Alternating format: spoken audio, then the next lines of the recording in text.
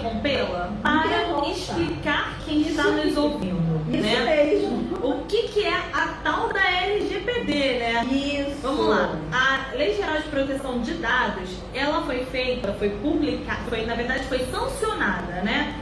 No ordenamento jurídico, a gente tem uma série de passos dos quais nós temos que seguir desde quando é feito um projeto de lei, tá? Então, na Constituição, na nossa Constituição Federal, é falado ali em seus artigos as formas da LDO, a Lei de Diretrizes Ordinárias, né? Então, quando a gente tem a edição de uma nova lei, ela precisa seguir alguns passos até que ela passe a realmente valer. Então, é apresentado primeiro um projeto dessa lei, que é posto em discussão nas duas casas legislativas, que seja o Congresso, né, a Câmara e o Senado, e após a aprovação deste projeto de lei, ela é sancionada pela Presidência da República e devidamente publicada. Acontece que algumas leis, elas precisam de um período chamado vacatio legis. O que é o vacatio legis? É um período do qual todas as leis precisam fornecer algumas leis precisam fornecer aos cidadãos para que eles aprendam e consigam exercer as suas atividades, a sua vida, de acordo com aquela nova lei. Então, geralmente, o vacatio legis é de 90 dias, mas dependendo da lei, é posto um vacatio diferente, um prazo, né, diferente de 90 dias. Ok.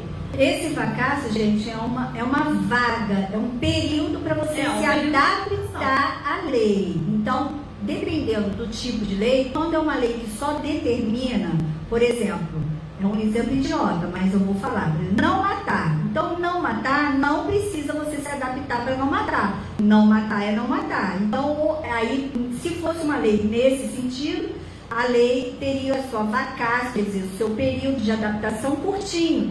Ela ia passar a valer ou a partir do momento da publicação, ou no máximo em 60 dias, 90 dias. Ok? Isso aí. Agora, quando é uma lei do tipo dessa, que é uma lei de proteção de dados, que precisa que as empresas se adaptem, precisa que as empresas verifiquem todo o seu conteúdo, toda a sua forma de administrar, todo o seu banco de dados, todos os seus, hoje, né, que a gente usa muita tecnologia, então todo o seu programa tecnológico que ajuda a implementar a sua empresa.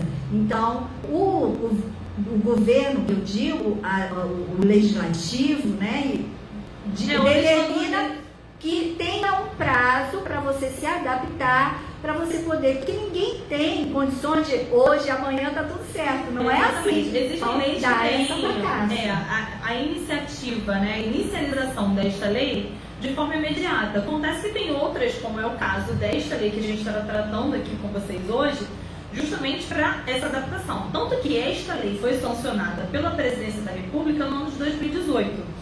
Ela iria começar a vigorar 18 meses após a sua adaptação, tá? Então, esse período dela seria de 18 meses. Acontece que ela ia começar em fevereiro do ano passado, o que também não aconteceu. Foi prorrogada para junho do ano passado, que também não aconteceu, mas aí também já estávamos em um período de pandemia. Então, ficou bem complicada essa inicialização desta lei, da aplicabilidade, da exigência dessa lei. Então, por fim, agora, o governo decidiu que a vigência, o início de vigência dessa lei está prorrogado para agosto desse ano e acredita-se sim que então vai começar a valer esta lei de proteção, a Lei Geral de Proteção de Dados, tá bom? Por que eu falei no início que a lei já estava valendo, que a gente tem que dar uma atenção maior? Não é porque ela já comece a fiscalizar hoje, é porque como ela vai começar a vigorar a fiscalização no final do ano, né, no segundo semestre desse ano, o que a gente precisa fazer? A gente, empresário, empreendedor, todo mundo, tá? O que nós precisamos fazer? Adaptar a nossa empresa. Então, se você já está adaptando a sua empresa, você já está trabalhando essa lei que já está em vigor, né, entre aspas, porque ela vai começar, a partir do segundo semestre, se realmente tudo se confirmar da forma esperada, vai começar a passar a fiscalização, e aí vão começar as multas e etc. Mas por que, doutora Patrícia, que foi criada essa lei? Ótimo, todo mundo já entendeu com a lei de proteção. Por que ela foi criada? Qual o motivo da criação dessa lei? Primeiramente, pela questão econômica. E segurança. Entendeu? Primeiramente é isso. Porque tudo, hoje em dia, a gente não pode se recusar a reconhecer isso. Tudo hoje em dia a gente utiliza informações pessoais, tá? Por exemplo, você vai a uma farmácia comprar um remédio. Quando você chega no caixa, o caixa, o operador do caixa, ele pede assim: por favor, você digita o seu CPF. E aí você fala assim, aí você digita, você nem reclama, você já digita o CPF. Vai no automático, você nem sabe né? o que é. Aquilo ali, se você parar para analisar, caro ouvinte, já é algo que você está disponibilizando sua identificação biométrica praticamente, porque a nossa digital, né, ela vai nos identificar realmente, mas o nosso CPF está atrelado a gente a vida inteira, desde o início. A gente vai morrer e o CPF vai continuar o mesmo. Tanto que quando você nasce, a sua certidão de nascimento já vem com o CPF. Então, assim, trocando em miúdos, para quem assiste muito a TV e para quem fica muito ligado e sabe o que acontece, como muita gente se baseia muito no que acontece nos Estados Unidos, é o número da previdência de lá. Tudo deles lá, qual o número da sua previdência? Você tá, aqui é o CPF, tudo que você vai fazer na tua vida, desde o início até o final da tua vida, é o número do CPF. Até quando você morre, para você enterrar o seu amigo, ou o seu parente, o seu ente querido, o número do CPF. E na Receita Federal, o número do seu CPF. Então, tudo tem. Então, o CPF é algo intransferível. Ele não pode ser emprestado, não pode ser doado, nada. Ele é a sua identidade, ele é a sua vida. Aquele número fala tudo sobre você. Então, é um documento não é importante, gente, preste bem atenção. O CPF da gente é de extrema importância e tem sido, por algumas empresas, banalizados, porque é a atitude que a doutora Patrícia está falando. Você vai comprar um remédio, você pode digitar o seu CPF, vai numa loja de departamento, compra uma lâmpada ou um bombom, o senhor digita o seu CPF. E aí, com essa informação, estas empresas ficam sabendo de toda a sua vida. É simples eles manterem no banco de dados informações pessoais, né, do consumidor. Então, você que está nos ouvindo, quando ouviu no começo do programa a gente dizer que a gente vai conversar com o empreendedor, mas também com o consumidor, agora você vai se identificar aqui. A gente vai falar sobre diversos problemas, diversas situações que você vai se identificar. Por exemplo, quando você vai comprar pela internet, em um site de qualquer coisa de varejo. Gostei de um sapato, mas aquele sapato não tem meu número. Aí tem uma teclazinha assim embaixo, assim, avise-me quando chegar. E aí quando você clica ali, automaticamente abre assim, preencha aqui nesse campo o seu e-mail. Então, já tem mais uma informação. Vejam bem, então tudo isso que a gente tem sobre dados, eles ficavam soltos aí na atmosfera. Então era muito fácil que empresas vendessem. Pasmem. Existem pessoas e empresas que compram dados para criar mala direta, para disparar propagandas de uma forma descontrolada, até mesmo para realizar cobranças de forma indevida, tá? Todo mundo aqui já passou por uma situação que você não estava nem esperando e de repente recebe uma ligação. Você quer comprar uma internet nova, não sei o que. Não, olha, nós somos uma empresa nova no mercado no Rio de Janeiro e eu gostaria de oferecer para a senhora um seguro. Aí você pensa assim, como assim? Se você é uma empresa nova, como é que você descobriu o meu telefone? É justamente por isso, né? Nesses dados que ficavam voando, eles eram arrecadados de forma indiscriminada e começou a ficar voando pelo mundo. Assim como na internet, também existe esse banco de dados na internet mais profunda, que é a Darknet, né? A Dark Web, e lá, onde ocorre a maioria dos negócios ilícitos, ou todos os negócios ilícitos ficam ali dentro, que é a mais profunda, que não é qualquer um que entra, mas mesmo assim os dados iam para lá para venda de uma pessoa simples. Às vezes a pessoa se deparava sócio de uma empresa e nunca viu falar daquela pessoa. Por quê? Porque em algum momento na sua vida ela foi lá comprar uma bala, pediram para ela digitar o CPF, ela não questionou, digitou, e o nome dela e o CPF foi parar naquele banco de dados que foi comprado por uma pessoa que não tinha uma boa índole, que formou essa empresa e colocou essa pessoa como laranja. Gente, nós estamos cansados de ver isso nos jornais, na TV, nos jornais, e isso acontecia. Então a lei veio uma lei para regular essas situações, né? Esses casos de ilicitude. Mas não fiquem achando que é só no Brasil que isso está acontecendo, não.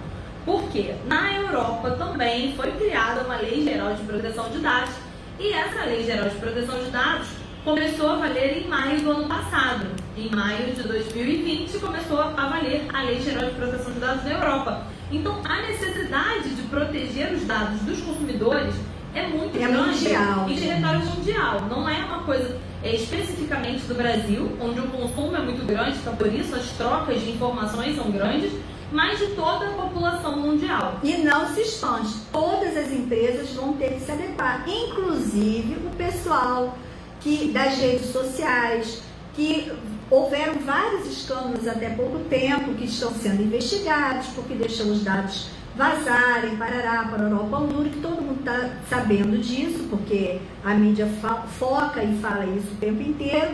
E essa responsabilidade está sendo cobrada não só aqui no nosso país, no mundo inteiro. Como o Brasil faz parte do mundo, né? Faz parte do mundo, então ele também tem que se adaptar. E como nos adaptarmos? Através das câmaras legislativas, né, do nosso poder legislativo, oferecendo essa lei, que tem o objetivo maior, a segurança. Doutora, deixa eu só falar uma questão, que quando a doutora falou muito bem sobre as empresas se adequarem, né? Porque em agosto vai ocorrer a fiscalização. Vejam bem, galera, vocês estão para se adequar, empresários, empreendedores, microempreendedores, todo mundo. Tá todo mundo para se adequar, tá todo mundo ciente dessa lei desde 2018, ok? Estamos em 2021. Então, já tá mais do que na hora, o tempo já até passou, mas quem não iniciou precisa sim se adequar, tá? Isso é muito importante. Não pense em você que se você não se adequar, que vai conseguir trabalhar de forma do jeitinho. Não vai. E o prejuízo é muito pior. Toda hora a gente fala aqui, eu pelo menos nas minhas redes sociais, vira e mexe, eu boto o mesmo post. Não traz seu advogado como pessoa que vai resolver o seu problema. O seu advogado tem que ser tratado para não acontecer o problema. Então você tem que consultar o advogado. É preventivo. O trabalho do advogado não é de resolução, é de prevenção do problema. Isso. O advogado tem que ser visto como amigo, tá? O advogado não tem que ser visto como desarmador de bombas, tá? E quando, infelizmente, às vezes o cliente procura a gente, ele tá com a bomba já explodindo e para resolver. Não dá tempo de então resolver, a gente né? precisa sim ter a cultura de procurar o advogado de uma forma consultiva e preventiva. Mas eu tô pensando em fazer tal coisa, vai lá, procura advogado. Tô pensando em resolver tal outra coisa, vai lá e procura advogado. Ah, doutora, mas é muito fácil para a senhora falar toda hora para procurar um advogado. Não é questão de ser fácil não, gente, mas é porque 90% dos litígios poderiam ser evitados se houvesse a consultoria de um advogado antes de acontecer. Do EBO acontecer. Do fato ocorrido, tá Isso. bom? Então, é esse feeling aí, esse puxão de orelha que eu quero... Eita, até engasguei. Puxão de orelha que eu quero dar em vocês, é isso aí. Vambora. E aí, tem essa questão da Lei Geral de Proteção de Dados e vai cobrar, sim, multa e tal, e vai dar ruim para geral. Então, você que detém dados dos seus clientes... Parem com isso. Dados é uma consultoria grátis que eu vou dar agora. A doutora Patrícia vai pegar na minha. Não colha dados desnecessários dos seus clientes. Para com isso. Para com essa palhaçada. Vocês estão pensando que a gente está amedrontando vocês? Mas não pode mais escolher dado? Pode, galera. Pode. É só seguir o que a lei determina. E a gente vai explicar para vocês o que a lei determina. Então, o que a lei determina, doutora Patrícia? Desenrola! Vamos lá, gente. Eu ia deixar esse ponto para o final, né? Logicamente, que é o mais importante, né? Mas vamos lá. Qual é o intuito da criação dessa lei? Vamos lá. Fala aí, doutora. O intuito dela é a segurança do cliente e da empresa. Justamente para quê? Para não permitir que casos como esses aconteçam, né? De venda dos seus dados através de pessoas que não têm uma boa índole, de coletar esses dados para fazer outras coisas que não sejam suas, que não sejam de sua vontade. Então, por que foi criado isso? Foi observado no mundo inteiro que tinha um monte de gente sendo usado como laranja sem saber. Porque quando você é usado como laranja, quando você mesmo sabe, é uma coisa, né? Não, vou dar uma de João sem braço, vou ser laranja de fulano, vou botar o no bolso. Ok, é um risco que você está correndo. Não estou dizendo que deva ser feito, mas é o que alguns fazem. E não tem problema, você corre o risco e paga a conta depois, porque para toda ação existe uma reação, né? Então, tudo que você faz na tua vida tem uma consequência. Se você escolheu ser laranja de alguém, o problema é seu, desde que você queira fazer. Se você escolheu ser laranja de alguém, me contrate para te defender. Tô brincando.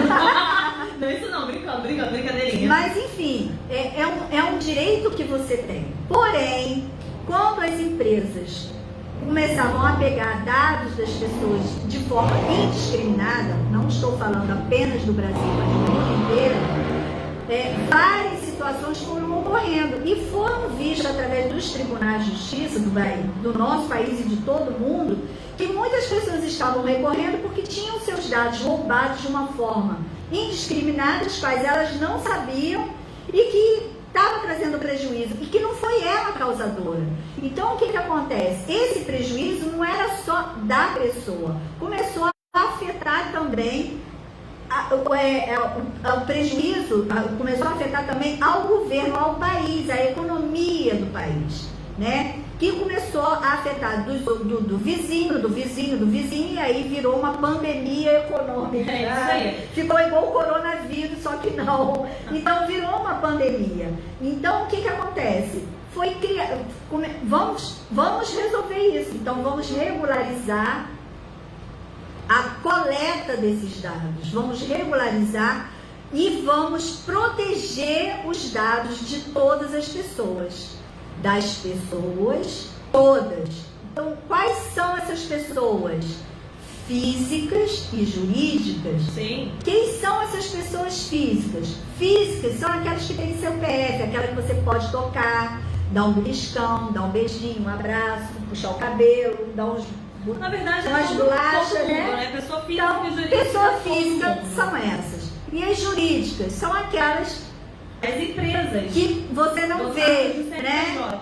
Que você tem vontade de matar, mas não consegue. Que são as empresas. Então, você, né? Fixa, que não presta serviço direito, que não presta serviço. Tô brincando. Mas são todas as empresas, não são só essas. Mas eu digo assim porque é uma forma de você entender. Porque às vezes a gente tem um problema, e é verdade, todo mundo aqui sabe.